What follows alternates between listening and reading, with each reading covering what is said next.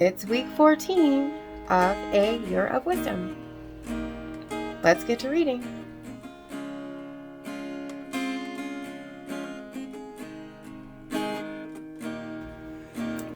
Day 94. Job 4.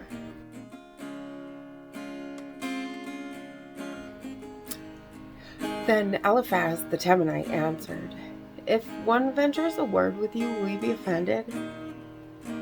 But who can keep from speaking? See, you have instructed many, you have strengthened the weak hands. Your words have supported those who were stumbling, and you have made firm the feeble knees. But now it has come to you, and you are impatient. It touches you, and you are dismayed. Is not your fear of God your confidence, and the integrity of your ways your hope? Think now, who that was innocent ever perished? Or where were the upright cut off? As I have seen, those who plow iniquity and sow trouble reap the same. By the breath of God they perish, and by the blast of his anger they are consumed. The roar of the lion, the voice of the fierce lion, and the teeth of the young lions are broken. The strong lion perishes for lack of prey, and the whelps of the lioness are scattered. Now a word came stealing to me. My ear received the whisper of it. Amid thoughts from visions of the night, when deep sleep falls on the mortals, dread came upon me and trembling, which made all my bones shake. A spirit glided past my face. The hair of my flesh bristled. It stood still, but I could not discern its appearance. A form was before my eyes. There was silence. Then I heard a voice. Can mortals be righteous before God? Can human beings be pure before their Maker? Even in his servants he puts no trust, and his angels he charges with error. How much more those who live in the houses of clay, whose foundation is in the dust, who are crushed like a moth. Between morning and evening they are destroyed. They perish forever without any regarding it. Their tent cord is plucked up within them, and they die devoid of wisdom. Proverbs 4. Listen, children, to a father's instruction, and be attentive, that you may gain insight. For I give you good precepts. Do not forsake my teaching. When I was a son with my father, tender, and my mother's favorite, he taught me and said to me, let your heart hold fast my words. Keep my commandments and live. Get wisdom, get insight. Do not forget, nor turn away from the words of my mouth. Do not forsake her, and she will keep you. Love her, and she will guard you. The beginning of wisdom is this: get wisdom. And whatever else you get insight.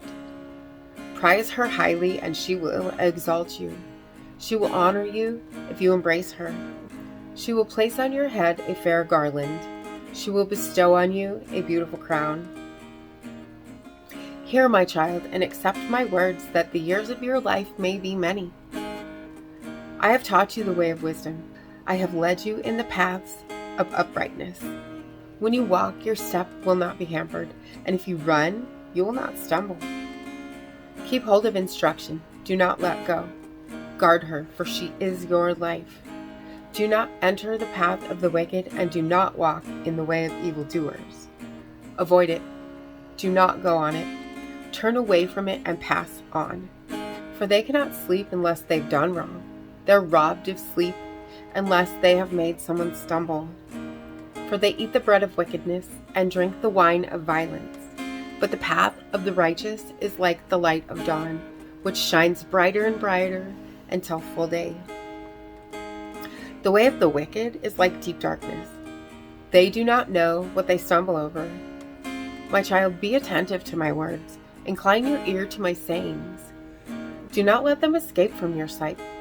Keep them within your heart, for they are life to those who find them, and healing to all their flesh. Keep your heart with all vigilance, for from it flow the springs of life. Put away from you crooked speech, and put devious talk far from you. Let your eyes look directly forward, and your gaze be straight before you.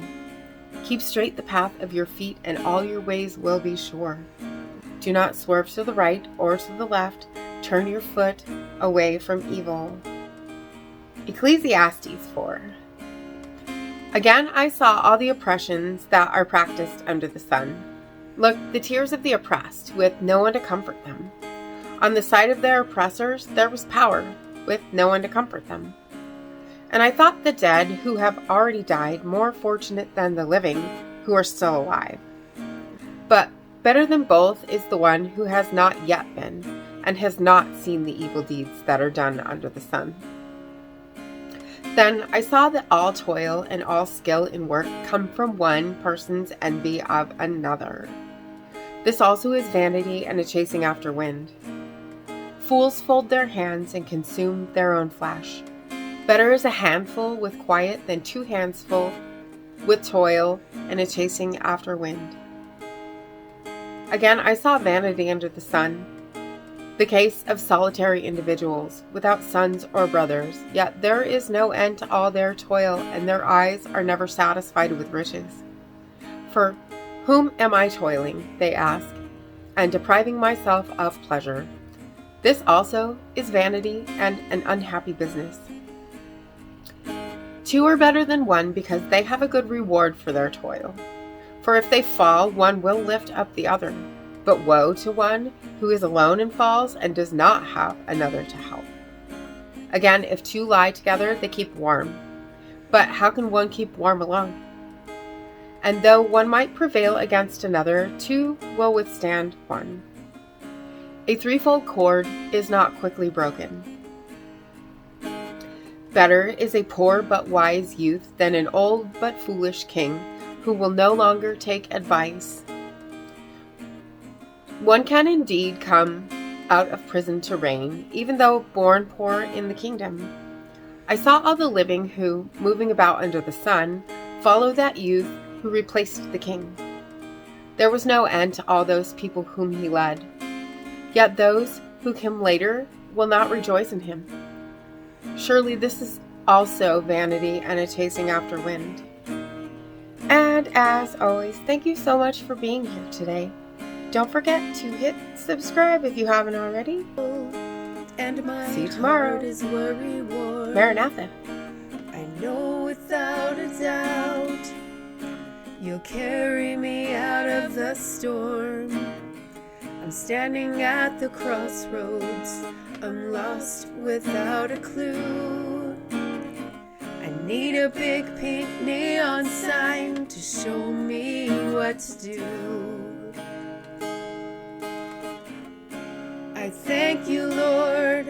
It glorifies you when you're the only answer.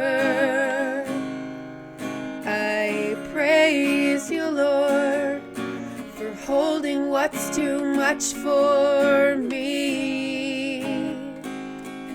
And I'm amazed by you, Lord, because nothing's too big and nothing's too small to lay at your feet.